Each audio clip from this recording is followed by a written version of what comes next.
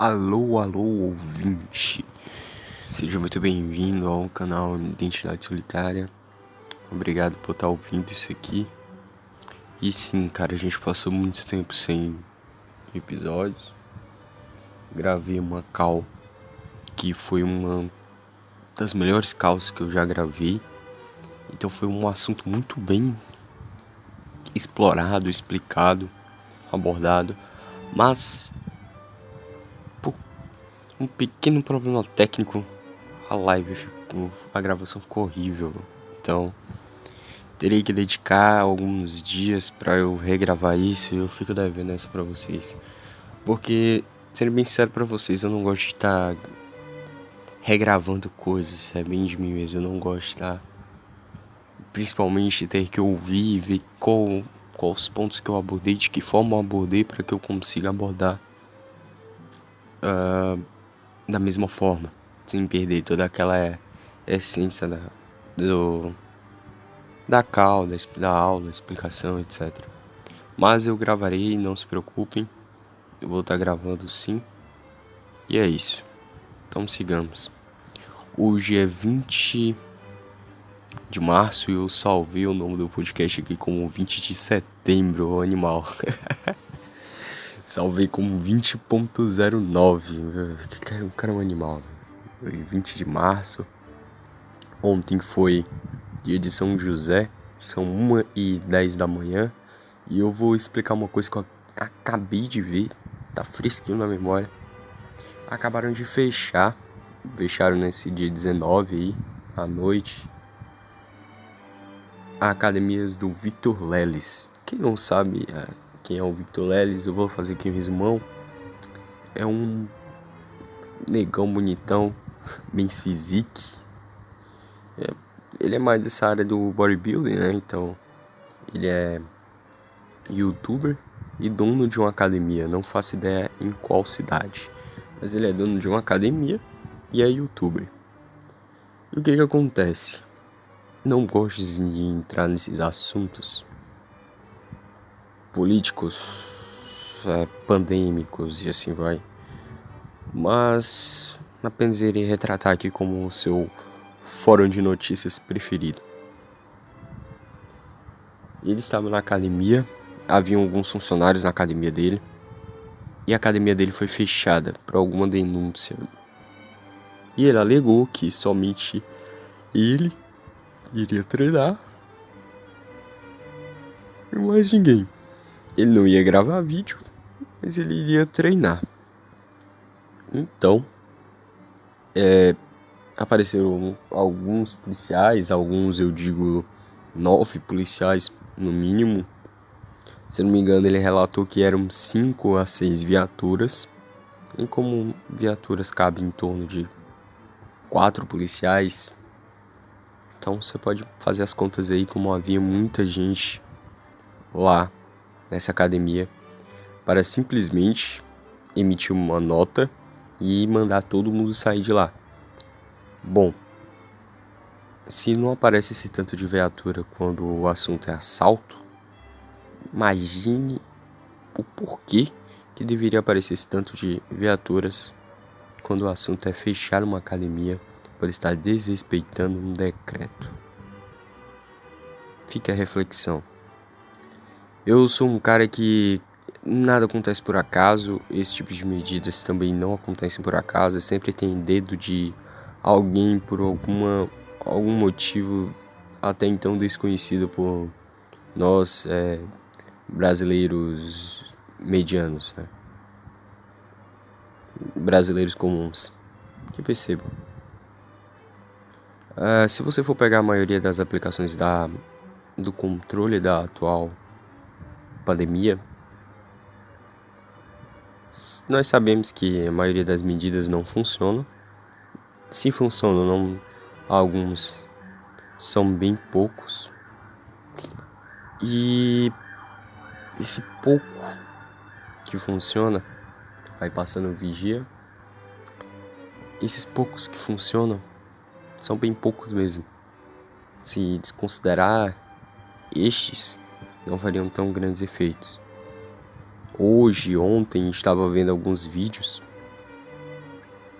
acabou aparecendo nas redes sociais, de policiais pegando vendedores ambulantes, né? Aqueles vendedores de carrinho de pipoca, pegando os carrinhos de pipoca e colocando em cima da viatura e levando embora, entendeu?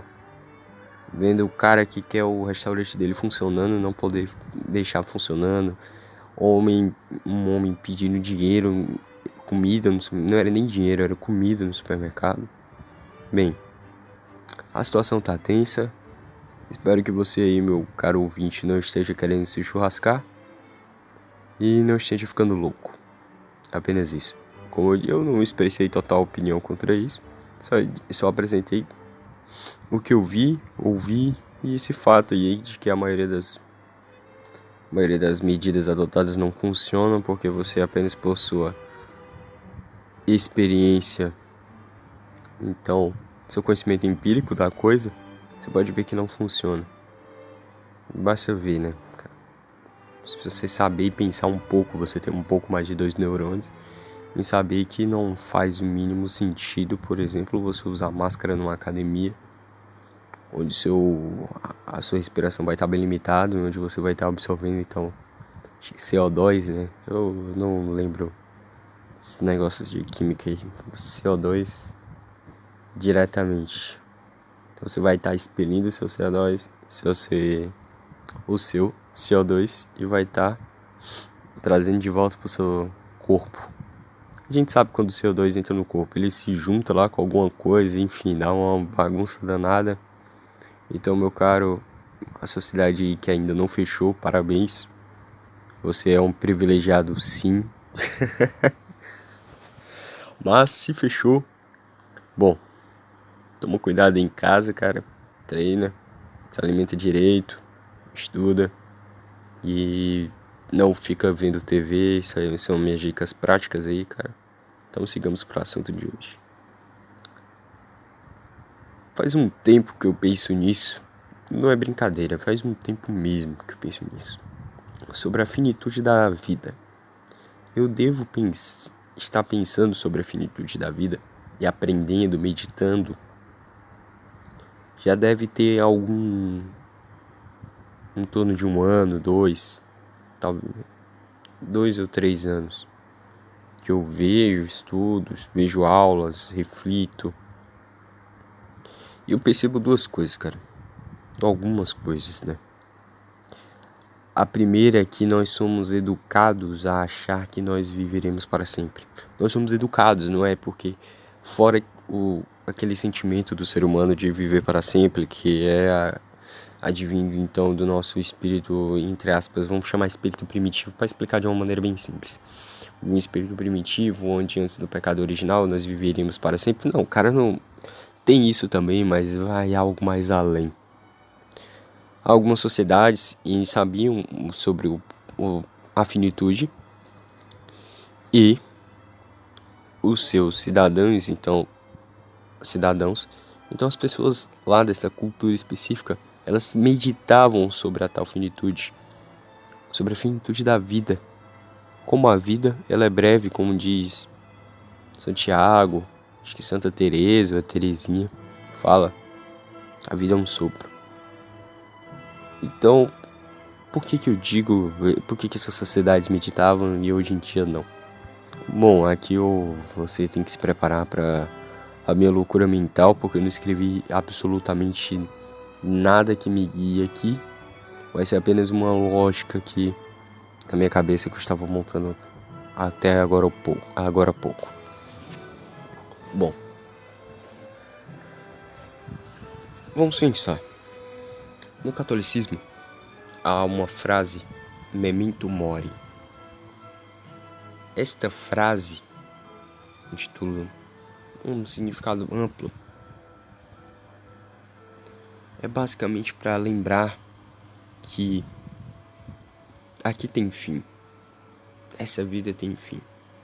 Do pó tu veus, ao pó tu retornarás.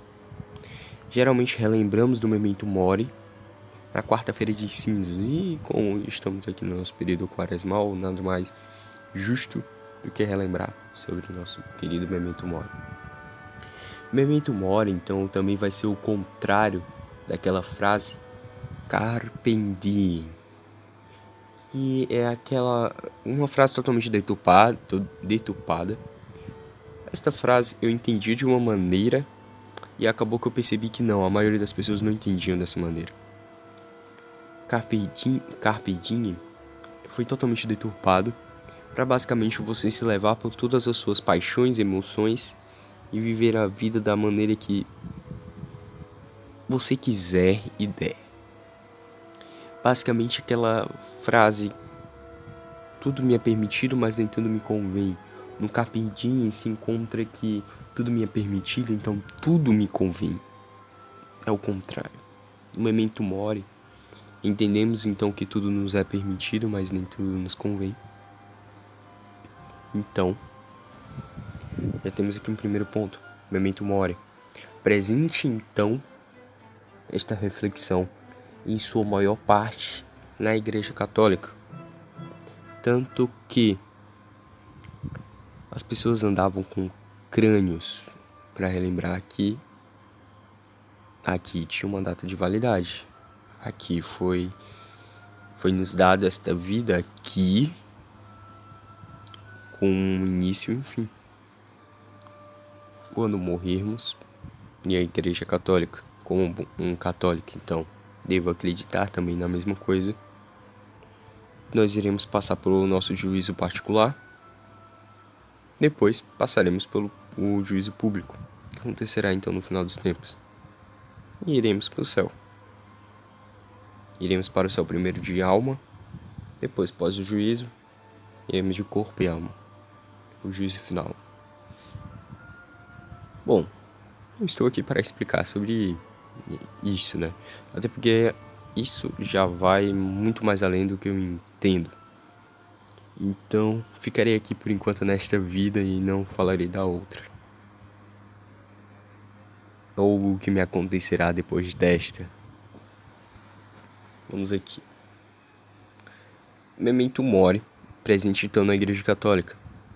Algumas culturas asiáticas, se não me engano, os japoneses também refletiam bastante sobre a morte. Não só refletiam, como refletem muito sobre a morte. Algumas outras também, se eu não me engano ali, acho que as sociedades nórdicas também refletiam um pouco sobre a morte. O guerreiro morreria, então, para Valhalla. Não sei se era verdade, cara, não estudo muito outras religiões assim. Só algumas próximas, algumas mais conhecidas. Platão escreve então sobre o bom mestre também, e refletindo bastante sobre a morte. Quando inicia em algum momento da história, inicia um movimento de contra-realidade. Este movimento de contra-realidade, alguns mais estudados do que eu podem afirmar quando começou este tal movimento contra a realidade. Eu já não posso afirmar quando, mas que em algum momento isto aconteceu. Tanto que é isso que vivemos hoje, né? Então, é bem lógico que para que vivêssemos isto hoje, então deveria ter acontecido isso em algum momento. Vivemos isso hoje. Em algum momento da história isso aconteceu. Fato. Retornaremos para isso. Esse movimento contra a realidade já nos faz desviar propriamente aquela reflexão, aquele sentido próprio da vida e da morte. Daquele sentido de que do pó eu vim, ao pó retornarei. Então, este movimento que se espalhou por todo mundo entra também na educação. E em tal qual na educação moderna nós não temos isso também. Perceba, na educação moderna nós não temos então um amor à verdade, mas um amor à decoreba. Depois vocês verão aí, talvez eu poste alguma coisa, não sei. Alguma sátira, um conto um conto mais irônico que eu farei. E o título desse conto será bem engraçado, eu irei disponibilizar para vocês verem. Vocês entenderão bastante sobre isso. Um pouco sobre essa educação brasileira. Um conto ou um pequeno texto. Esse pequeno texto terá então esse título: A Moda Brasileira, que é este ensino e esta educação a tal decoreba. Tendo-se então um amor ao decoreba e não à verdade, já não se tem então uma reflexão sobre a vida. Tanto que o máximo que nós vamos entender sobre a vida será na aula de ciências no fundamental, onde a professora explicará sobre o ciclo da vida dos animais. E ela falará que o animal nasce, cresce, se reproduz e morre. Todo animal faz essa porra. Todo animal faz isso. Mas tu quer fazer a mesma coisa, né, cara? Engraçado. Por que o ser humano vai seguir simplesmente esse ciclo? Ninguém fala sobre isso, cara. Se tu for parar pra pensar, quando tu entra então nas tuas aulas de filosofia, se não tiver doutrina, uma doutrina partidária, uma doutrina política, terá reflexões mal feitas e só apenas e só reflexões envolvendo a história da filosofia. Não só reflexões, tá? Vai ser apenas decorebas também para tu conseguir fazer uma prova no final do bimestre ou no Enem. Essas reflexões, essas decorebas sobre a história da filosofia não é propriamente uma filosofia, tá?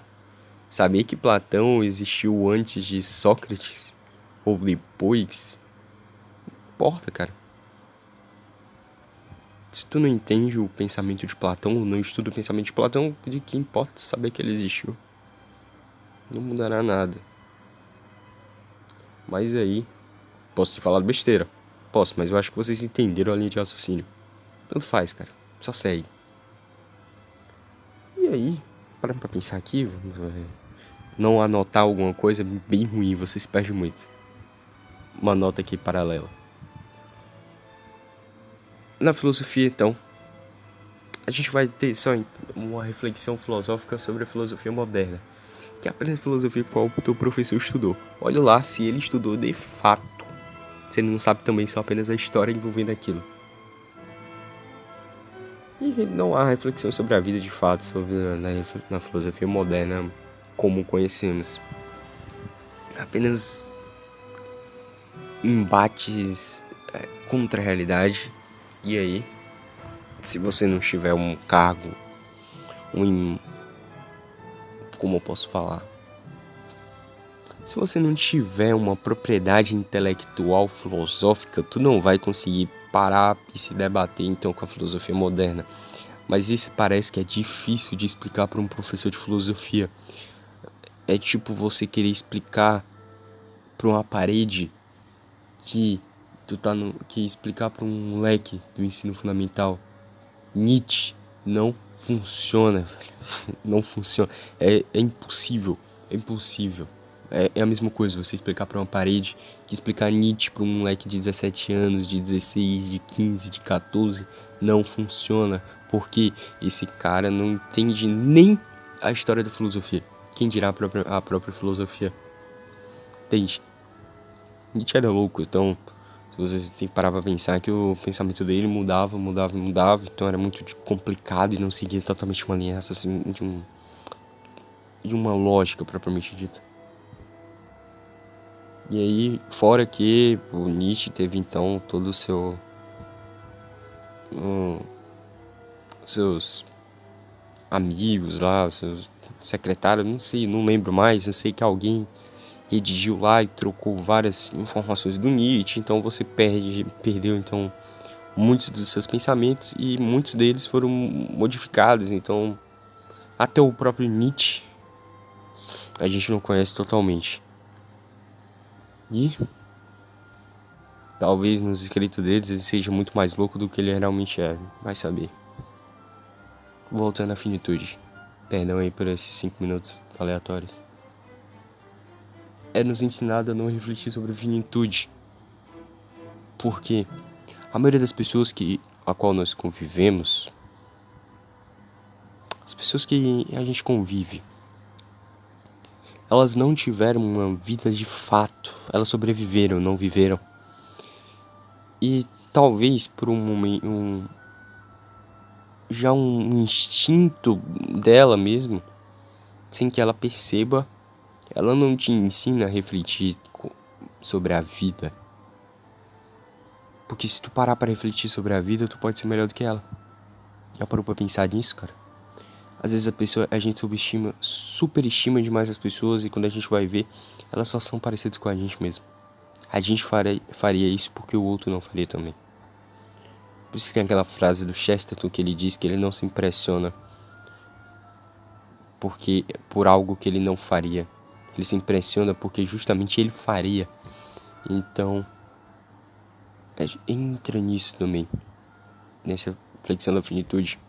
Quando você pede, então, todo aquele amor, verdade na educação, você pede aquele amor, aquela verdadeira catequese, onde há o memento mori, onde você já explica o memento mori para as crianças de uma maneira mais simplificada, logicamente, mas para os jovens já de maneira mais rude. É isso. Tu vai morrer. Tá vendo esse crânio aqui? Um dia teu nariz vai cair, vai estar só esse buraco aqui. Tu vai morrer. Simples. Tá vendo essa missa aqui que nós estamos celebrando? Nesse caixão que tá aqui. Um dia vai ser tu que vai estar aqui nesse caixão.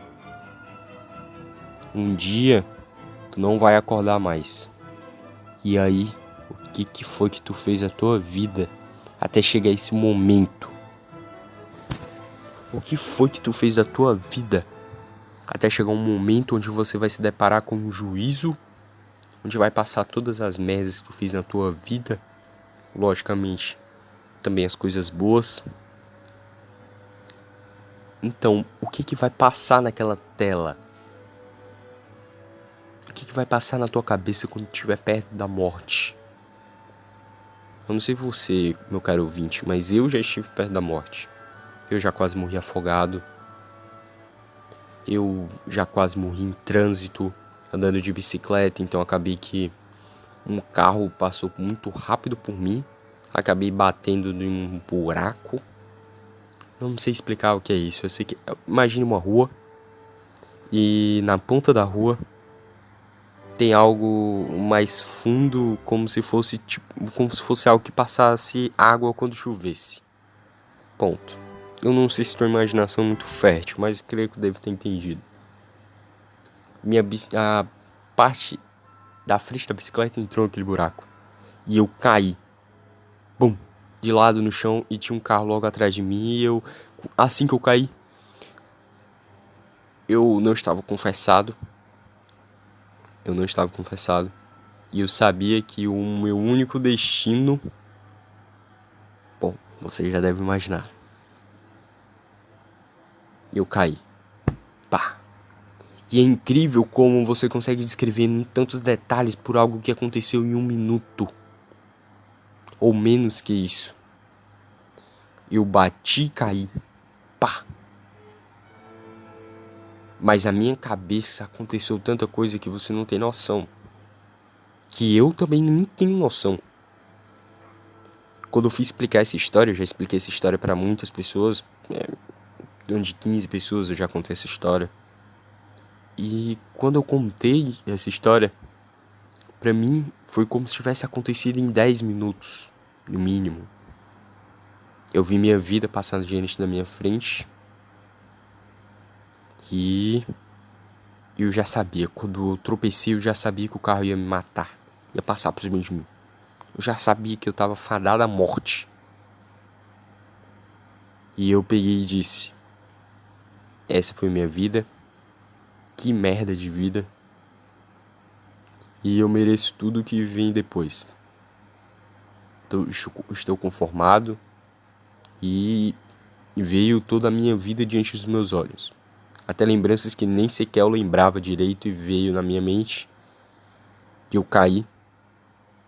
Não cheguei a me arranhar. Cheguei a cortar um pedaço do calção. E nem cheguei a bater minha cabeça no chão. Então eu consegui cair de uma maneira bem confortável. Então eu estava confortável com a morte. Literalmente, tanto em pensamento quanto em... Quanto mentalmente, quanto fisicamente. E aí... eu já esperando então o meu confronto no juízo. O carro já tinha desacelerado há muito tempo. E não fez nem barulho. Ele já tinha desacelerado, o carro estava lento.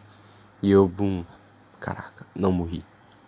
Quando o carro estava perto, e eu ainda parado, eu me levantei, peguei minha bicicleta e segui caminho. O motorista da frente, o motorista já que poderia ter me atropelado se tivesse em circunstâncias normais, o sinal estava vermelho e o sinal tinha acabado de abrir. Se estivesse em condições normais, poderia existir o fato então de eu não estar falando com vocês aqui nesse exato momento. Então, o motorista faz uma cara meio assim de preocupado, diz: você viu sua vida passar diante dos seus olhos, algo assim, e sai parte do caminho. O outro atrás faz uma cara mais ainda de preocupado, deseja-me boa sorte e segue caminho. De lá eu sigo caminho, encontro o meu pai que estava lá na frente, pergunto o que houve e explico a total situação. E aí descanso um pouco, depois sigo o caminho pedalando como se nada tivesse acontecido. Agradeci um pouco, muito tempo depois, não cheguei a agradecer Deus ter me deixado viver naquele momento. E ainda procuro entender o porquê que Deus deixa esse servo tão miserável viver. Mas assim é a vida. Você sempre terá esse seu embate de achar que é tão miserável assim. E talvez você seja mesmo. Talvez nós sejamos mesmo. Mas não é o teu momento ainda da morte. E quando tu se confronta com a morte, é quando você deve parar, refletir, mudar suas ações e viver sua vida. Então, aqui me perdendo um pouco, a finitude, saber que algo tem um começo e um fim é importante, principalmente quando se trata de nossa própria vida. Uma frase Sêneca fala no livro sobre a brevidade da vida. Irei pegar aqui o livro rapidamente, irei dar uma pausa aqui, mas com o poder da edição, talvez você perceba ou não perceba, enfim, darei uma pequena pausa. Retornei, caro ouvinte, agora vamos lá. Geralmente, essa ainda não é a frase, tá? Vai que você pensava que era a frase. Você caiu na pegadinha.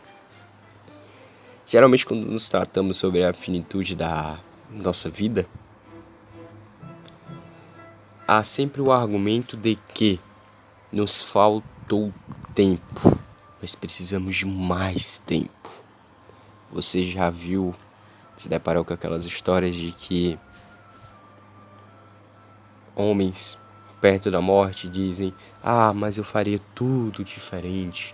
Ou então não, já idosos mesmo, não necessariamente alguém que esteja doente, mas apenas idosos, diga: se eu tivesse idade novamente eu faria tudo diferente. Cara, eu acho que eu devo ter falado nesse podcast, na maioria das vezes ele não vai fazer nada diferente não. Ele só acha que ele deveria ter mais tempo, porque ele começa a refletir de que o tempo dele tá perto de acabar. E que a vida dele não foi como ele gostaria de ser. Então ele acha que tendo mais tempo, ele poderia mudar alguma coisa, mas não é bem assim. Ele ainda tem tempo. Não muito. Na verdade, nós não temos muito tempo. A verdade é essa. Tome sua Red Pill e engula. Você vai morrer a qualquer momento. Eu posso morrer agora enquanto eu estou fazendo esse podcast e você nunca ouvirá. Ou posso morrer enquanto eu upo esse podcast e você ouvirá um podcast de alguém que morreu. Vai saber, cara. Quem que sabe? Então, sobre este pequeno detalhe de que nós não temos tempo, Sêneca ele escreve no livro novamente sobre a brevidade da vida. Então ele vai escrever: não dispomos de pouco tempo, mas desperdiçamos. Eu sei, a leitura tá meio ruim, né? Não dispomos de pouco tempo, mas desperdiçamos muito. A vida é longa, o bastante, e nos foi generosamente concedida para a execução de ações as mais importantes, caso toda ela seja bem aplicada. Porém, quando se dilui no luxo e na preguiça, quando não é despedida em nada de bom, somente então, compelidos pela necessidade derradeira, aquela que não havíamos percebido passar, sentimos que já passou. E aqui ele continua e eu terminarei neste pequeno ponto. É assim que acontece. Não recebemos uma breve vida, ou não recebemos uma vida breve, mas a fazemos. Dela, não somos carentes, mas pródigos. Cara, os antigos já sabiam, cara. Sêneca, que nasceu aproximadamente entre 4 antes de Cristo e 1 depois de Cristo, cara. Um cara que nasceu há 2000 anos atrás. 2020 anos atrás. Um cara, eu não tô nem falando de Jesus, eu tô falando de um cara normal. Falou: cara, tua vida não é curta. Tu que faz muita merda na tua vida e tu acha que a tua vida é curta. Porque se tu pega alguém de 80 anos que de fato viveu a vida, este alguém de 80 anos, meu caro, ele morrerá feliz, provavelmente. Porque ele viveu a vida. Ele dirá aquela frase: já vivi o que tinha pra viver. Agora é sua vez de viver e ficar em paz, ser feliz. Eu já fui muito feliz nessa vida. E ele conta a história, né? Eu conheci sua avó. E ele começa a refletir sobre o passado, e o passado e o presente e o futuro começam a se misturar na cabeça dele. E ele já viveu o que tinha pra viver de fato. Ele está ali nos acréscimos, né? Geralmente as pessoas dizem que depois dos 60, 70 anos você já está nos acréscimos da vida. Então você já viveu o que tinha pra viver. Tudo que te resta depois dos 70 anos é reorganizar alguns pequenos pontos. E, sendo bem sincero, orientar aqueles que ainda estão aqui. Esse é o teu dever com mais de 70 anos, cara. Talvez ser uma espécie de mestre, mentor, ou um orientador, um estilo oráculo, por assim dizer, do teu neto, porque tu foi o mentor do teu filho, mas provavelmente tu será o mestre do teu neto. Pega essa red pill. Por que o mentor? Tu ainda é muito novo quando tem o teu filho. A diferença é muito pouca. Pode ser 20 anos. Mas 20 anos é muito. Tá, tudo bem. Pode ser 20 anos de diferença. Pode ser 30 anos de diferença. É muito. Mas pega aí. Quando tu tiver teus 60 anos e o teu neto acabou de nascer. São 60 anos de diferença. É uma vida de diferença. Consegue perceber? São 60 anos de diferença. São 60 anos de uma vida. Então, você pode então ser o mestre do teu neto e o mentor do seu filho. Naturalmente, a maneira que você envelhece, da maneira que você cria o seu filho, pode ser que você também se torne mestre dele. Mas aí virá da criação de cada um. Como eu disse, natural acontece assim. É que o neto, ele vê o vô como um mestre. Ele vê um vô como um patamar mais elevado do que o próprio pai. Porque o vô é pai do pai dele. Então ele já deu uns pontos, né? Já tem uns pontos aí. Então uns pequenos pontos aí de diferença. Então sigamos aqui, eu acho que eu grifei mais algum ponto aqui do Sêneca. E aí eu volto a comentar. Vamos lá. Bom, ele vai tratar. Eu vou ler logo tudo aqui e vou chegar até esse ponto. É bem melhor. Vemos que tu chegastes a um estágio avançado da vida humana. Aqui ele falando com alguém que já chegou na vida. Chegou aos seus 60 anos. Já é um idoso. Vamos. Faz o cômputo de tua existência. Calcula quanto desse tempo um credor, quanto um amante, quanto um rei, quanto um cliente te subtraiu, quanto uma desavença conjugal, quanto o castigo dos escravos, quanto o obrigatório de ir e vir pela cidade. Acrescenta as doenças que nos causamos por nós mesmos. Acrescenta também um tempo que se perdeu sem uso. Verás que tu tens bem menos anos que enumeras. E aqui, lá no final, quantas pessoas saquearam tua vida sem que tu percebesse o que perdias? No final ele conclui: compreenderás que estavas morrendo prematuramente. Cara, eu não vou mentir que quando eu li a primeira vez eu não consegui entender. O que esse doido tá querendo falar pra mim, cara? Igual aquele vídeo do Clóvis, vídeo do Bril. Como é que um cara que nasceu 2000 anos atrás eu não consigo entender o que esse cara falou, só? Como é que eu não consigo entender o que esse cara falou? Aqui ele inicia falando aqui quanto fulano de tal subtraiu de ti, quanto subtraiu o que? Subtraiu o teu tempo. Quanto tempo tu não perdeu ficando magoado com alguém, brigando com alguém, discutindo com alguém. Vamos trazer nossa realidade no século XXI, né? De geração Y. Acho que é Y. Não faço ideia, cara. Tava vendo esse negócio um dia desse, então não faço ideia. Y, tá? Não é a geração alfa, não é a geração não sei o que, é a geração Y. Geração Y é... Macaco, esqueci tudo. Geração Y, tão atual, a gente discute e debate no Twitter, né, cara? Ou num comentário de Facebook, ou no comentário de Instagram, ou então no Zip Zap, ou no Discord. Então, a geração Y tá aí. Eu entro naqueles fóruns aleatórios pra discutir. Eu, sinceramente, nunca entrei em fórum. Nunca botei uma dúvida em um fórum. E nunca entendi quem é que coloca dúvida em fórum. Sinceramente, sendo bem sério com vocês, tá aí minha confissão. E aí, você fica tanto tempo debatendo na internet, cara. E isso não traz nenhum fruto. Não traz nenhum fruto pra tua vida. No final, não terá valido a pena isso.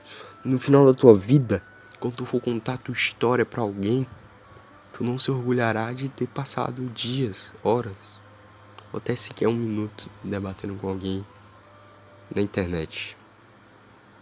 Tempo que tu brigou com a tua mãe, com teu pai, discutiu com teus irmãos, subtrai tudo isso aí. Tu verá que esse tempo que tu perdeu foram de anos, talvez décadas, dependendo da pessoa. Esse tempo que tu perdeu, cara, não volta não, tá? Não volta. Tu tá refletindo agora e usa essa reflexão pra tu evitar que isso aconteça mais vezes no futuro. Mas não volta não. Imagine que os teus minutos, os teus tempos são como uma ampulheta, onde tu colocaria em cima e ela fica descendo. Cada minuto que tu faz, que tu vive, tu faz alguma coisa ou deixa de fazer e a ampulheta continua descendo. Ela continua descendo, cara, enquanto tu tá fazendo algo ou quando tu deixa de fazer algo, ela tá descendo.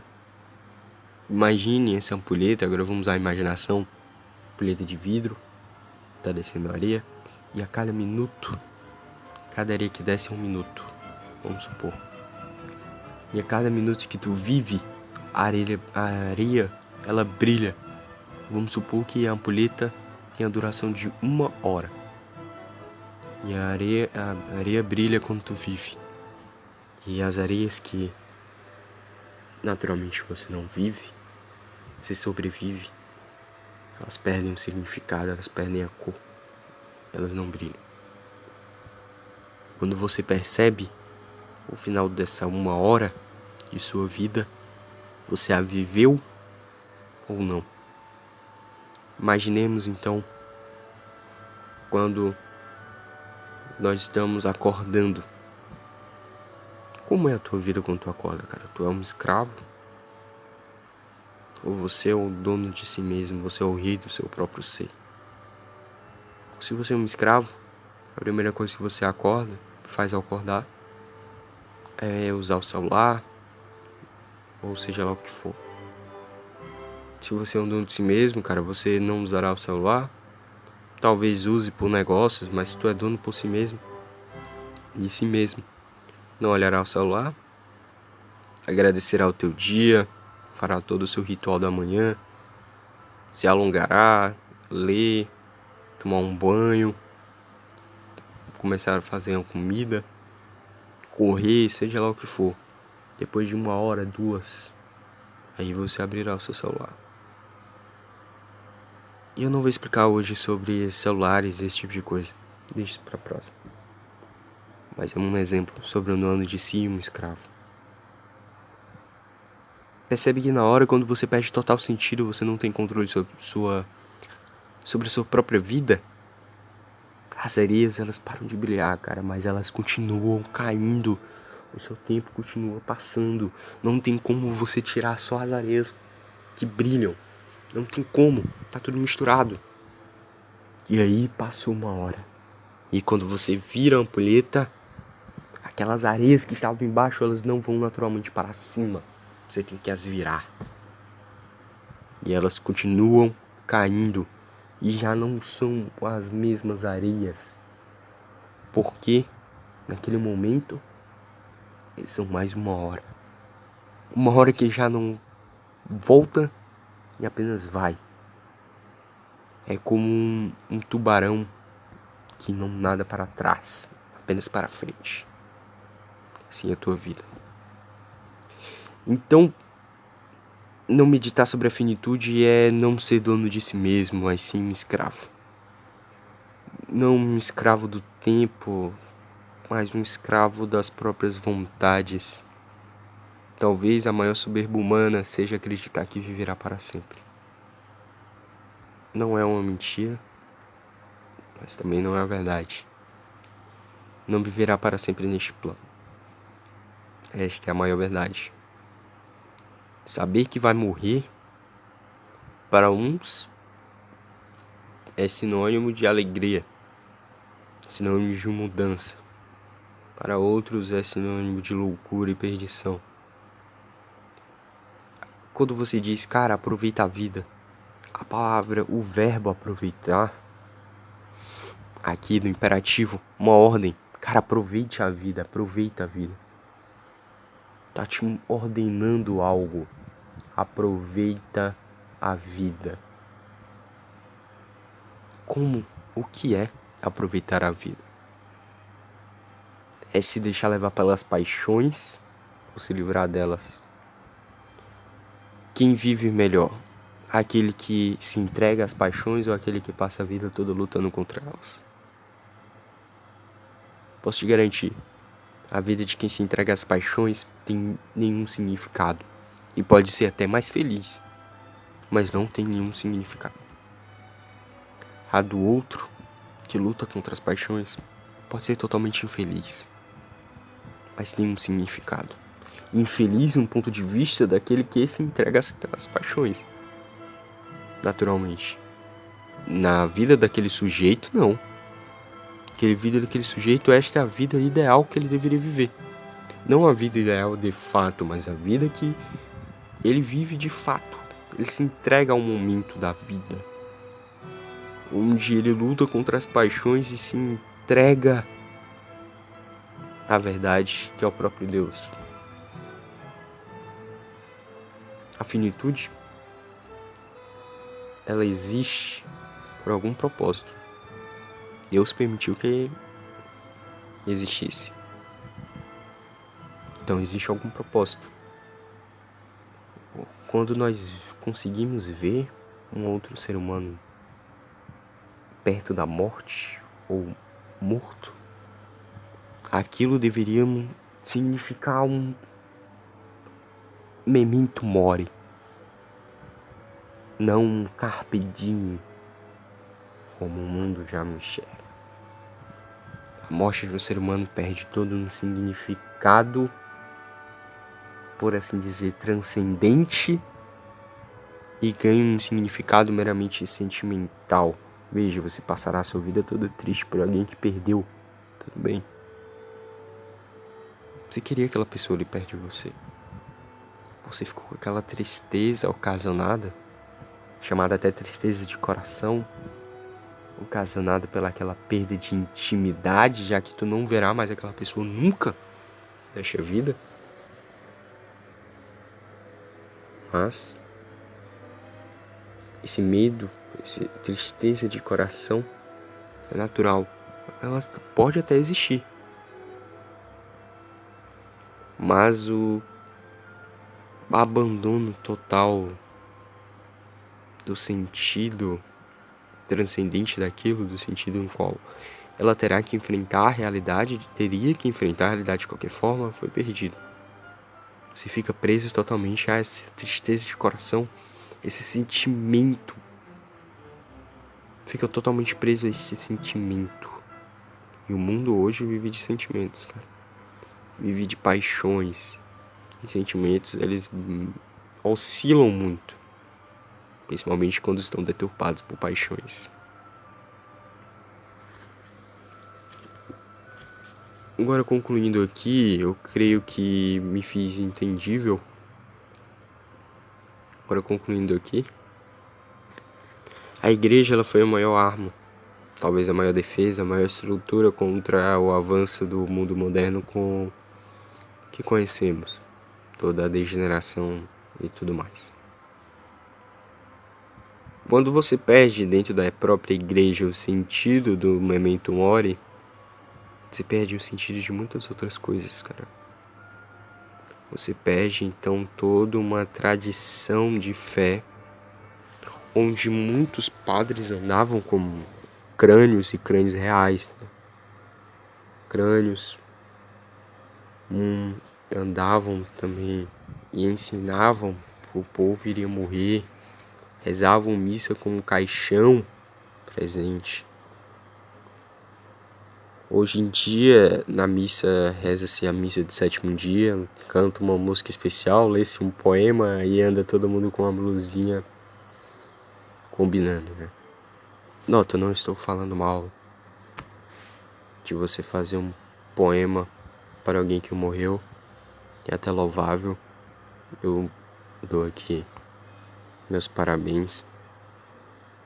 O problema é você esquecer que há um significado além desse próprio sentimento ou poema.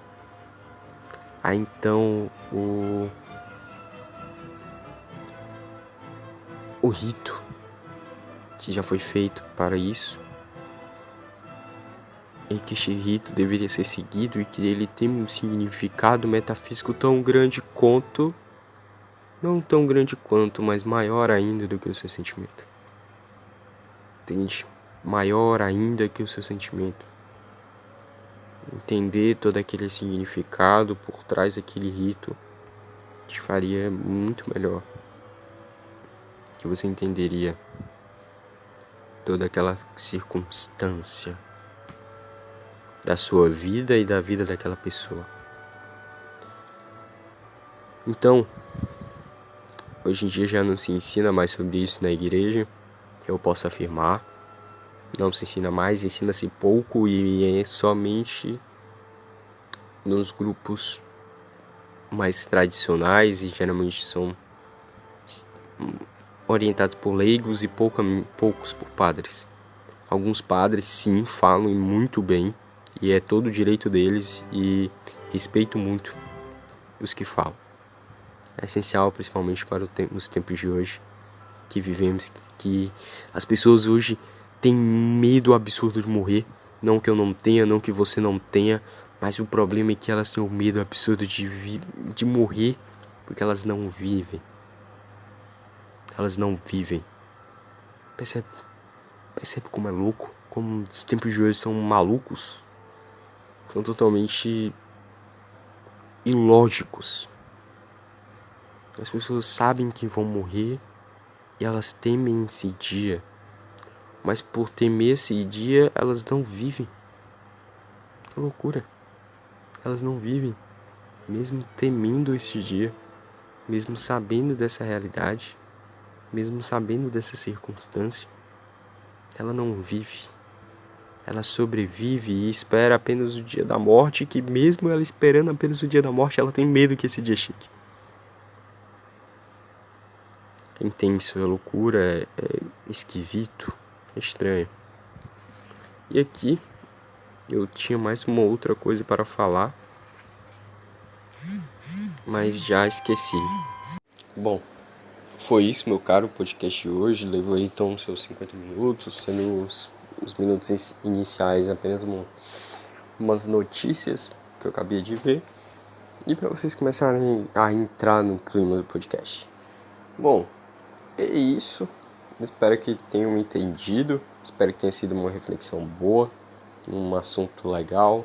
E trarei mais ainda sobre essas reflexões enquanto eu termino de ler o livro do Sêneca sobre a brevidade da vida, tá?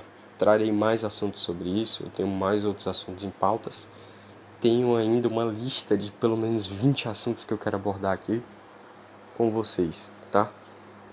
Então fiquem atentos aí, próximo sábado eu upo pra vocês mais um episódio. Acho que eu vou tentar gravar mais alguma coisa agora e vou estar upando pra vocês.